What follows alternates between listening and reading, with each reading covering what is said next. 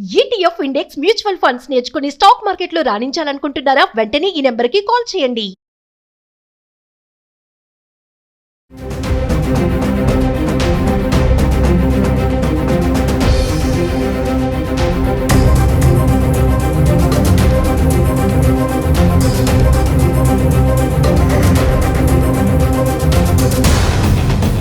నమస్తే, welcome back to Suman TV. ప్రస్తుతం మనతో పాటు ఉన్నారు ఫ్యామిలీ కౌన్సిలర్ రజనీ రమ గారు. నమస్తే మ్యామ్. నమస్తే నవీన.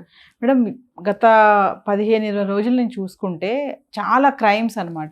లేడీసే కానీ జెంట్సే కానీ ఇల్లీగల్ అఫైర్స్ పెట్టుకోవడము, అక్కడ హస్బెండ్ అని లేదు, ఇంక ఫ్యామిలీ మెంబర్స్ అని లేదు, పిల్లలు అని లేదు, అంటే వాళ్ళ యొక్క అఫైర్కి అడ్డొస్తుంటే ఎవరినైనా చంపేస్తున్నారు. ఆ క్షణంలో వాళ్ళకి ఏం తెలియట్లేదు, ప్రేమ, బాధ్యత, గౌరవం ఏది లేదు, వయసు కూడా సంబంధం లేకుండా తయారవుతున్నారు.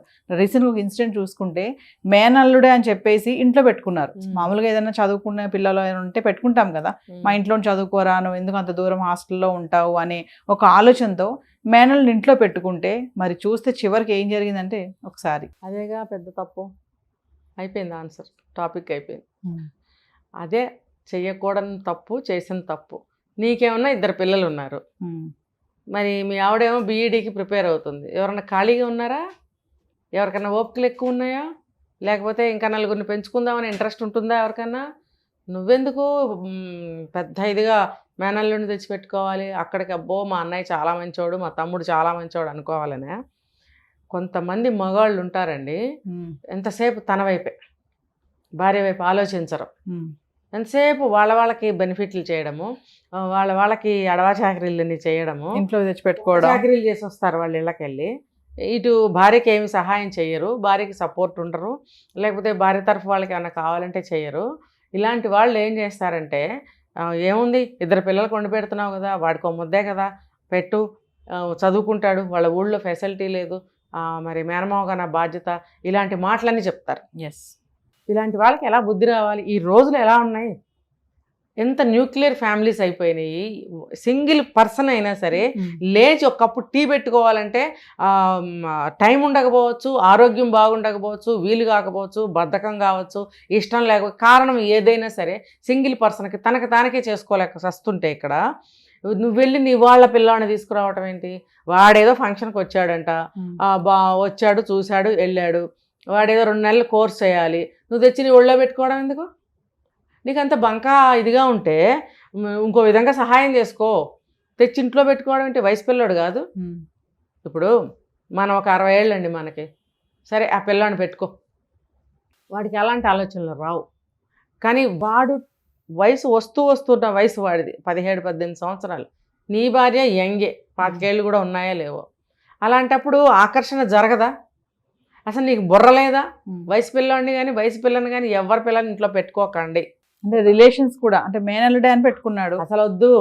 10 ఏళ్ల వరకు మగపిల్లోడైతే పర్వాలేదు, 10 ఏళ్ల లోపు 2 సంవత్సరాల పిల్లైనా 1 సంవత్సరం పిల్లైనా, అక్కడి నుంచి ఏ వయసు ఆడపిల్లైనా అసలు పెట్టుకోకండి. 10 ఏళ్ల లోపు మగపిల్లోడైతే పర్వాలా, ఏదో ముద్ద పెడతామా బాబు, కాసేపు కథల పుస్తకాలు చదువుకోరా, సెలవులు కాబట్టి, ఏదో సెలవులు 4 రోజులు గడుపుతాడు, వెళ్ళిపోతాడు. వాటితో పెద్ద ఇబ్బంది ఉండదు. ఉంటుంది అక్కడ కూడా చిన్న దొంగతనాలు చేస్తారు, పక్కింటి పిల్లలతో ఆడుకోవడానికి వెళ్ళి అక్కడ ఏవో గొడవలు తీసుకొస్తారు, మీకు తలనొప్పులు. అదేంటి అని మనము ఈ పిల్లాడిని అంటే వాళ్ళ అమ్మ నాన్నకి బాధ వస్తుంది. ఏదో మా పిల్లాడు మేనమాం కదా, సెలవులు కదా అని చెప్పి ముచ్చట పడితే తీసుకెళ్తా అంటే మేము పంపించాం, కానీ మా నాన్న చూసుకోలేమా ఏంటి మా పిల్లాడిని? ఇన్నేసి మాటలంటారా? పంపించేయి మా పిల్లాడిని, లేకపోతే ఇమ్మీడియట్గా వచ్చి తీసుకెళ్ళిపోతారు. మరి లేదు పక్కింటి వాళ్ళు ఏమన్నంటే వీళ్ళ నైబర్హుడ్ పాడైపోతుంది. ఎందుకు ఇబ్బందులు? అసలు ఎవరు పిల్లల్ని తెచ్చుకోకండి. అసలు ఈ రోజుల్లో సొంతానికే పిల్లల్ని కనకండ్రా బాబు అని చెప్తుంటే ఎవరి పిల్లల్ని తీసుకొచ్చి నెత్తికి నేలకపోయేది నెత్తికి రాసుకునే అవసరం ఉందా నీకు? ఇప్పుడు కమ్మగా ఉంది సంసారం, 2 పిల్లలు, భార్య చేదోడు వాదోడుగా ఉంటానని చెప్పి టీచర్ జాబ్ చేస్తానని చెప్పి ఏదో బీఈడీకి ప్రిపేర్ అవుతుంది. నీ ఇల్లు నువ్వు చక్కబెట్టుకోరా నాయన, దీపం పెట్టుకో చక్కగా. 2 వదిలేసి ఈయన డ్యూటీకి వెళ్ళేవాళ్ళు.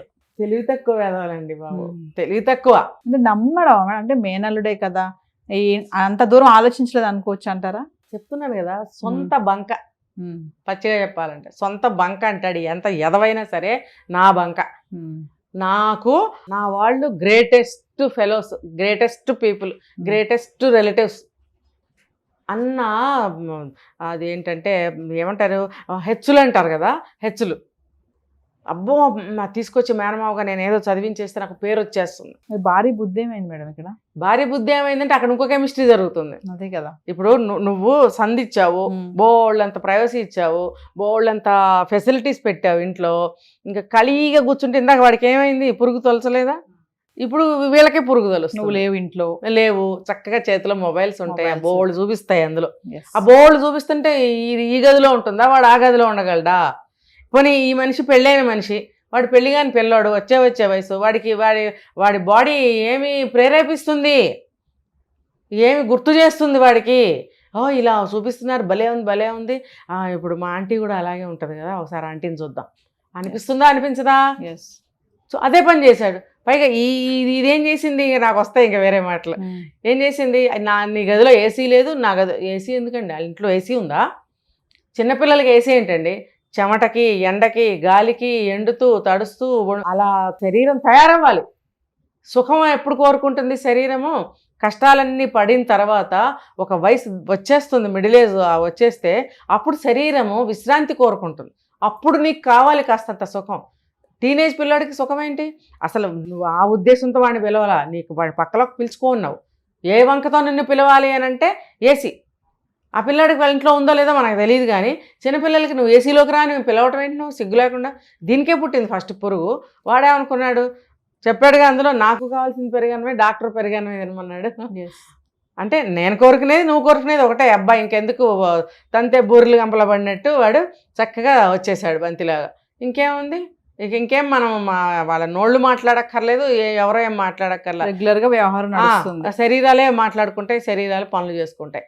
మరి అనుమానాలు అనేవి ఇప్పుడు నిప్పు అనేది ఉంటే ఏదో ఒక సన్నగా పొగ ఏదో ఒక మూల నుంచి పొగ ఇంటి బయటకు వస్తుంది, ఇంటిపై నుంచి ఇలా పొగ అనిపిస్తుంది అనమాట. అప్పుడు దాకా ఏముండదు, అది ఆ బయటకు వస్తే అందరూ చూడరా ఏంటి పొగ వస్తుందని. ఇప్పుడు అదే జరిగింది. వాళ్ళ ఆయనకి అనుమానం వచ్చింది, చూసి వచ్చి ఏంటని కనుక్కుంటే ఏమి బొంకుతారు, ఏముండదు మా దగ్గర, మేమేం చేయలేము, మేమేమైనా బ్లఫ్ చేస్తారు.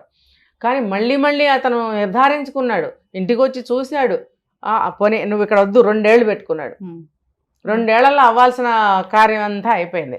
నువ్వు మళ్ళీ వెళ్ళరా నాయన హాస్టల్కి అని పంపిస్తే పాప పిల్లాడు వెళ్ళాడు. వెళ్ళినప్పుడు ఇది ఊరుకోవాలా? తప్పు ఎక్కడుంది? ఈ అమ్మాయి దగ్గరే ఉంది. నువ్వు పెళ్ళైన దానివి, పెద్దదానివి, ఆ పిల్లాడికి ఏమీ తెలియని పిల్లాడిని, వాడి భవిష్యత్తుని, వాడి జీవితాన్ని సర్వనాశనం చేసావు. అదే నీ కన్నబిడ్డ అయితే నువ్వు అలా చేస్తావా? అలా చేసేవాళ్ళు ఉన్నారు, ఆ కేటగిరీ వేరు. ఈ సందర్భంగా చెప్పుకోవాలంటే ఈ మనిషి చేస్తుందా? ఏదో మిగిలిపోయిన సామాన్లు తీసుకెళ్ళడానికి వచ్చాడు. మిగిలిపోయిన సామాన్లు తీసుకోవడానికి వస్తే మరి యువతలకు అర్థం కావట్లేదా నీ చేష్టలు? ఏ అనుమానం వచ్చి ఆ అబ్బాయిని ఇంట్లో నుంచి పంపించాడో ఆ మనిషి అనుమానము ఇంకా పెరుగుతుందా పెరగదా? ఎందుకు నమ్ముతారండి? నమ్మరు.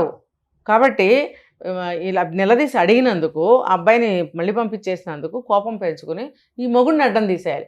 ముందు పెళ్ళి ఎలా చేసుకుంది, ఎందుకు చేసుకుంది, ఏ కారణంతో చేసుకుంది? ఇంటికి తింటానికి గతి లేకపోతే, చదువుకునే తాహత కూడా లేకపోతే వాళ్ళ కొంపలో ఈ అబ్బాయి గవర్నమెంట్ జాబ్ చేస్తున్నాడు, మంచి బెనిఫిట్స్ ఉంటాయి, చక్కగా కూర్చుని తినచ్చు, సుఖపడచ్చు అనుకుని ఇక్కడికి వచ్చింది. ఇప్పుడు అవన్నీ గుర్తులేవా? ఎవరో ఒక పిల్లాడి కోసము ఈ అంటారు కదా, బంగారు గుడ్లు పెట్టే బాతుని రోజుకు ఒక బంగారు గుడ్డు పెడుతుందంట. పెడుతుంటే దీన్ని ఒకసారి చంపేస్తే బోళ్ళు గుడ్లు, జీవితానికి సరిపడే గుడ్లు వచ్చేస్తాయి కదా అనుకుందంట మూర్ఖురాలు. అందుకే ఆ బంగారు బాతుని చంపేసిందంట. ఇక ఎందుకు గుడ్లు ఎందుకు వస్తాయి, అందులో నుంచి రావు కదా. ఇప్పుడు ఇతను కూడా అంతే, ఇతనే చంపించేసింది ఆ పిల్లాడితో. ఆ పిల్లాడు స్నేహితుడు ఎవరిని తీసుకొచ్చాడు, లేకపోతే వీళ్ళిద్దరు కలిసి చంపేశాడు. చంపితే అదేంటది రైల్వే ట్రాక్ మీద, వీళ్ళు రైల్వే ఎంప్లాయ్ కదా, రైల్వే క్వార్టర్స్ వెనకాల రైల్వే ట్రాక్స్ ఉంటాయి, ఆ ట్రాక్స్ మీద పడేస్తే రైలు వెళ్ళిపోయింది. మరి రైల్వే పోలీసులు వాళ్ళు ఉంటారు, వెతుకుతారు కదా, ఇతను గుర్తుపట్టినప్పుడు మరి తీగలాగరా, మరి మొత్తం కథ బయటికి రాదా? ఈ ఫలానా ఎంప్లాయీ చచ్చిపోతే పెళ్ళాం కంప్లైంట్ ఇవ్వలేదేంటి అని అనుమానం రాదా? శుభ్రంగా కుక్కల్ని తీసుకొస్తే డాగ్స్ని పట్టుకుంది, అయిపోయింది. Close case. Affair, illegal affair. అసలు ఆ పిల్లోడితో ఏంటంటే, ఆ పిల్లోడు భవిష్యత్తు పాడు చేసింది కదా. ఆ పిల్లోడు నిండు జీవితం బీటెక్ చదువుతున్నాడు, ఇంజనీరింగ్. మరి అబ్బాయి సర్వనాశనం జీవితం. అబ్బాయి 15 సంవత్సరాలు జైలు శిక్ష అంటే ఇంకా వాడి పరిస్థితి ఏంటి? 15 సంవత్సరాల తర్వాత వాడి చదువు ఏమైంది, వాడి జీవితం ఏమైంది, వాడు బయటకు వచ్చిన తర్వాత ఇంకేముంటుంది? అంటే ఇక్కడ ఈ రిలేషన్స్కి మేడం ఏమంటారు, వావి వరుసలు ఏం లేవు, ఏముండట్లా. అసలు ఒకళ్ళు బాగా అవసరం లేదు. ఇప్పుడు ఆ పిల్లాడు వాడి భవిష్యత్తు ఏమవుతుందని ఒక్క నిమిషం ఆగి ఆలోచించింది ఈ మనిషి. ఇప్పుడు తనదంటే ఒక పెళ్ళైన ఒక స్త్రీ, ఒక సంసారం ఉంది, అది పక్కన పెడదాము. జైలు నుంచి వచ్చాక మళ్ళీ ఎలాగో బతుకుతుంది. అసలు ఆ పిల్లోడి భవిష్యత్తు ఏంటి? ఆ పిల్లాడి జీవితం ఏంటి? ఇంకా అసలు తల్లిదండ్రులు కానీ చుట్టాలు కానీ అసలు ఏంటి? అసలు చదువు ఏంటి? ఉద్యోగం ఏంటి? పెళ్ళేంటి? అసలు భవిష్యత్తు ఏముంది? ఏమన్నా ఉంటుందా? మరి అలా చేసేస్తున్నారు. మనకు అనవసరం, ఎవరెట్లా పోయినా మనకు అనవసరం. మనం బాగుండాలి, మన కోరికలు తీరాలి, ఆ సాటిస్ఫాక్షన్ అంతే. అంటే ఇదంతా కూడా సోషల్ మీడియా ఎఫెక్ట్ అనుకోవచ్చా మేడం? ఖచ్చితంగా. సినిమాలో చూపించే రొమాంటిక్ సీన్స్ కానీ ఇలాంటివన్నీ కూడా. ఇంకోటి చెప్పనా, మనకి ఇలాంటి విషయాల్లో కథలన్నీ బయటికి రావు కానీ వీళ్ళు ఏం చేస్తారంటే ఉంది కదా వ్యధవది, అది ఇలాంటి వాళ్ళే ఆ వీడియోలు ఆ పిల్లలకు చూపిస్తారు కూడా. చూపిస్తారా, ఎంకరేజ్ చేస్తారు ఇండైరెక్ట్గా కానీ డైరెక్ట్గా కానీ. అప్పుడు ఆటోమేటిక్గా వాళ్ళకి కావాల్సింది కూడా అదే కదా, వాళ్ళు ఉత్సాహంగా ముందుకు వస్తారనమాట. వీళ్ళేమనుకుంటారు, చిన్నపిల్లాడు కదా ఏదో కొద్ది రోజులు వాడేసేసుకుని పంపించేసేద్దాము, ఎవరికి చెప్పర్లే అనుకుంటారు. కానీ చిన్న పిల్లలైనా వాళ్ళ మైండ్లో ఎన్నో విషయాలు ఉంటాయి. వాళ్ళు కొంతమంది ఇంత విషయం ఇస్తే అంత అల్లుకుని పోతూ ఉంటారు. మరి నువ్వు ఎలా వాళ్ళని నువ్వు అంచనా వేయగలుగుతావు? ఆ పిల్లల్ని నువ్వు ఒకటి అనుకుని వాడిని కమిట్ చేసావు, వాడు ఇంకోటి అనుకుని కమిట్ అయ్యాడు, ఇద్దరు కలిసి ఏం చేశారు? ఇద్దరు జీవితాలు ఏమైనాయి? ఇది ఎందుకు ఆలోచించట్లేదు? అనవసరం ఆలోచించట్లేదు అని అడగటం కూడా అవివేకం. మనం ఆలోచించరు అంతే. మనకు కావాల్సింది మనం తీసేసుకోవాలి, అంతే. అడ్డం వచ్చిన తీసేయాలి అంతే, తొలగించుకోవాలి అంతే. ఇప్పుడు ఆవిడ నిండు జీవితం పోయింది, గవర్నమెంట్ ఉద్యోగస్తుడు పోయాడు అంటే ఇప్పుడు భర్త ఉద్యోగం తనకు వస్తుంది అనుకుంటే ఇలాంటి సందర్భాల్లో రాదు. అది చనిపోయాడు, అబ్బాయి భవిష్యత్తు పోయింది, ఇక్కడ ఈమె జైలు పాలు. మధ్యలో చేసిన పని ఇంకోటి ఏంటంటే, తన చదువుకి పిల్లలు అడ్డంగా ఉన్నారని చెప్పి పిల్లలిద్దరిని తీసుకెళ్ళి అమ్మమ్మ గారింట్లో పెట్టిందంట. అంటే మీ ఇద్దరి యొక్క భాగోతముకి అడ్డు వస్తారని చెప్పి పిల్లల్ని కూడా పంపించారు. చూసారా? అంటే సొంత మేనల్లుడు అని చెప్పి ఇంట్లో పెట్టుకున్నందుకు తీరా అతనికి ఇతనికి బుద్ధి రావాలిగా. బుద్ధి ఏంటి? ఇంకా పోయాడుగా, ఇంకేం బుద్ధి? దేవుడు ప్రాయశ్చిత్తం చేశాడంతే. ఎవరైనా సరే ఇలాంటివి చూసి తెలుసుకోండి ప్రజల్లారా. ఎవ్వరు మన సొంత బిడ్డలు, మన కడుపులోంచి పుట్టిన బిడ్డల్ని తప్ప పరాయి పిల్లల్ని ఎవరిని అక్క పిల్ల తమ్ముడు పిల్ల అని ఇంట్లో 2 రోజులు చదివిద్దాం, ఒక నెల రోజులు పరీక్షల కోసం వచ్చింది పెట్టుకోకండి. హోటల్స్ ఉన్నాయి, వెళ్ళి అక్కడ ఉండమనండి. లేదా అమ్మాబాబులతో వచ్చి 2 రోజులు ఉండి పని చూసుకుని వెళ్ళమని చెప్పండి. మీరు ఉంచుకున్నారా మీ నెత్తి మీదకి వస్తుంది. ఇది తెలుసుకోండి. Thank you.